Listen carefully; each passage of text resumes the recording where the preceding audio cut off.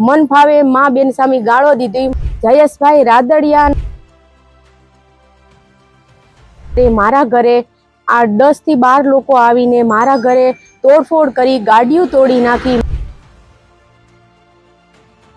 टाका आवेला छे एनु खून बहु बही गयुं। જ્યારે કોઈ સામાન્ય વ્યક્તિએ પોલીસ મથકે જાય છે અને પોતાની રજૂઆત કરે છે ત્યારે ત્યાં ઉપસ્થિત પોલીસ અધિકારીઓ એ સાંભળે છે, પરંતુ એ પણ જુએ છે કે સામે પક્ષે એ હુમલો કરનાર અથવા તો સામે પક્ષે આરોપી તરીકે આ ફરિયાદી એ કોનું નામ લઈ રહ્યા છે। હું વાત એટલા માટે કહી રહ્યો છું કેમ કે જામકંડોળામાં ધારાસભ્ય જયેશ રાદડિયાના કાકા સહિત અન્ય 4 થી 5 લોકોની સામે તોડફોડ કરી હોવાના આક્ષેપો એ જામકંડોળાના જ નગર નાકા પાસે આવેલા રામજી મંદિરના રહેવાસી લોકો એ તેમની ઉપર આક્ષેપ લગાવી રહ્યા છે કે મોડી રાત્રે જયેશ રાદડિયાના કાકા આવ્યા અને અમારા પડેલા વાહનો અને અમારા ઘરની અંદર તોડફોડ કરી અને અમને ન બોલવાના બીભત્સ શબ્દો પણ અમને કહેવામાં આવ્યા। નમસ્કાર, આપ જોઈ રહ્યા છો ન્યૂઝ રૂમ ને આપની સાથે હું છું પ્રદીપ। થોડા દિવસ પહેલા રાજકોટના ગ્રામ્ય વિસ્તારની અંદર આવેલા જામકંડોળા ખાતે રામજી મંદિરના પરિવારના વાહનોની અંદર તોડફોડ કરવામાં આવી અને ત્યાં ઉપસ્થિત એ ઘરના સભ્યોને મન ફાવે તેમ બીભત્સ ગાળો બોલવામાં આવી। આ પ્રકારના આક્ષેપ સાથે રામજી મંદિરના પરિવારના એક મહિલા સભ્ય એ જામકંડોળા પોલીસ મથકે પહોંચ્યા હતા। આખી ઘટના કંઈક એ પ્રકારની છે કે મોડી રાત્રે રામજી મંદિરના પરિસરની અંદર પડેલા વાહનોને ધારાસભ્ય જયેશ રાદડિયાના કાકા અને તેના સહિત અન્ય 4 થી 5 લોકોએ એ વાહનોની અંદર તોડફોડ કરી। તોડફોડની સાથે સાથે ત્યાં ઉપસ્થિત એ મહિલાને બીભત્સ શબ્દો પણ બોલવામાં આવ્યા અને ત્યાંથી એ મોડી રાત્રે તમામ વાહનોની અંદર તોડફોડ કરીને ત્યાંથી જતા રહ્યા। જોકે ત્યારબાદ એ મહિલાએ જામકંડોળા પોલીસ મથકે ફરિયાદ દાખલ કરાવવા માટે પણ પહોંચી હતી। જોકે રાત્રિના સમયે વાહનોમાં તોડફોડ કર્યાના જે આક્ષેપો લગાવવામાં આવ્યા છે, જેમાં જયેશ રાદડિયાના કાકા ગોપાલ રાદડિયા સહિત 5 થી 7 લોકોએ તોડફોડ કર્યાના ગંભીર આક્ષેપો છે। આ આક્ષેપોની સાથે સાથે રામજી મંદિરમાં પૂજારી પરિવારની મહિલાઓ એકલા હતા અને તે દરમિયાન એ મહિલાઓને બીભત્સ ગાળો બોલીને તોડફોડ કર્યાનો આક્ષેપ છે।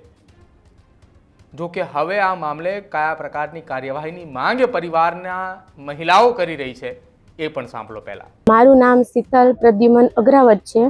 હું જામકંડોળાની નિવાસી છું અને નગર નાકા બહાર રામમઢીમાં હું રહું છું અને કાલ રાત્રે મારા ઘરે ઘટના બની હતી। એ ઘટના બાબતે હું આ સોશિયલ મીડિયા ઉપર હું જાહેરાત કરવા માંગુ છું અને મારા રક્ષણ માટે પોલીસ ખાતામાં હું ફરિયાદ માટે આવેલી છું। ઘટના શું હતી?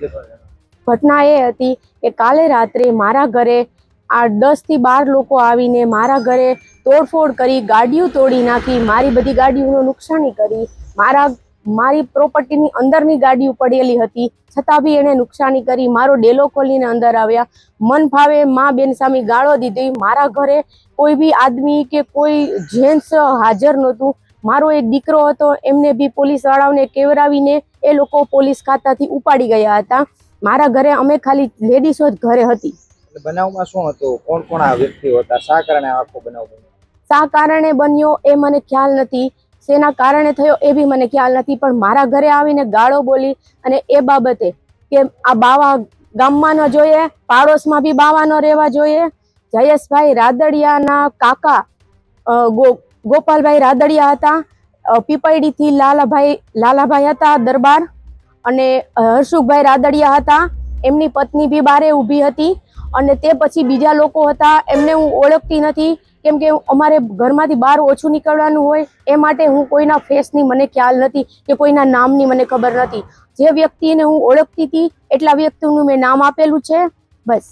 તમે પોલીસ સ્ટેશને ફરિયાદ નોંધાવી? હા, મેં પોલીસ સ્ટેશને ફરિયાદ નોંધાવી છે કેમ કે કાલ રાત્રે જ મારે ફરિયાદ નોંધાવી હતી, પણ એ લોકો મારા ઘરની સામે સતત આખી રાત ચોકી ફેરો કર્યો। મારા બા પડી ગયા હતા, તેમને બીપી હાઈ થઈ ગયું, છતાં હું એમને હોસ્પિટલે બી લઈ જઈ ન શકી કેમ કે મારા બાને એકદમ બીપીનો પ્રોબ્લેમ છે। પોતે 75 વર્ષના છે, એમની વીકનેસ સાવ નબળી છે। હમણાં એમને પડી ગયા હતા તો એના ટાંકા આવેલા છે, એનું ખૂન બહુ વહી ગયું છે, તો પોતાને ચક્કર ને આવતા હતા, એ બી પડી ગયા. એને હિસાબે મારા જે જેઠાણી બા છે એમનો પગ ભાંગેલો છે, એમને પગમાં પેટું છે. તમારી માંગ શું? મારી માંગ એ છે કે અમે એમનું કંઈ ખરાબ કર્યું નથી, અમે લેડીઝોએ જે બે કે તો એ લોકો મારા ઘરે આવીને શું કામ એને આવી રીતે કરે છે અને મારી પ્રોપર્ટીનું નુકસાન શું કામ કરાવે છે. બીજા નંબરમાં કે જે અમે ત્યાં ધંધો કરતા હતા અમારા ઘરની અંદર, એ બી અમારો ધંધો બી ભાંગી પડ્યો, અમારો ધંધો બી બંધ કરાવી દીધો. એનું કારણ શું? અમે અમારી કમાઈથી ખાઈ છીએ, અમે મહેનત કરીને ખાઈ છીએ, તો અમારી મહેનતમાં પાટું શું કામ મારે છે એ લોકો? તમારી માંગ શું? મારી માંગ એ છે કે ભાઈ હવેથી એ લોકો આવું કરી ન શકે એ માટે મારે તમામ વિદ્યા શોષણ માટેનું મારે સુરક્ષા કવચ જોઈએ છે. બીજા નંબરમાં કે મારે પોલીસની બી સુરક્ષા કવચ જોઈએ છે. તો હાલમાં રાજકોટના જામકંડોરણા સ્થિત એક માહોલે ચર્ચાની અંદર ખૂબ છે કે જયેશ રાદડિયાના કાકાએ ગોપાલ રાદડિયાએ તોડફોડ કેમ કરી, કેમ અચાનક એ રામજી મંદિરની અંદર જ્યારે તમામ એ મહિલાઓ એકલી હતી અને તે દરમિયાન આ 4 થી 5 લોકો ત્યાં પહોંચે છે અને તોડફોડ કરે છે.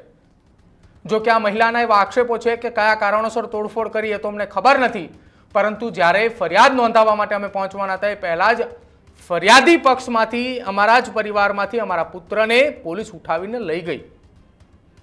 આ કયા પ્રકારનો ન્યાય અને આ કયા પ્રકારની પોલીસની કાર્યવાહી? જે વ્યક્તિ તોડફોડ કરે છે એની ધરપકડ પણ નથી કરવામાં આવી, જે વ્યક્તિ તોડફોડ કરે છે એની સામે કોઈ પણ પગલાં પણ નથી લેવામાં આવ્યા, અને જે ફરિયાદ નોંધાવવા જાય છે તેના જ પરિવારના સભ્યોની આ પ્રકારની હાલત. જામકંડોરણા પોલીસની આ બેધારી નીતિ તમને શું સૂચવી રહી છે? શું ખરા અર્થની અંદર જયેશ રાદડિયાના કાકાએ ગોપાલ રાદડિયાએ આ તોડફોડ કરી છે? જો તમે જામકંડોરણાની અંદર અને ખાસ રામજી મંદિરની આસપાસના વિસ્તારમાં રહેતા હોય અને તમે આ મામલે કંઈ જાણતા હોય તો જરૂરથી અમારા કમેન્ટ સેક્શનની અંદર જણાવજો. જોતા રહેજો ન્યૂઝરૂમ. નમસ્કાર.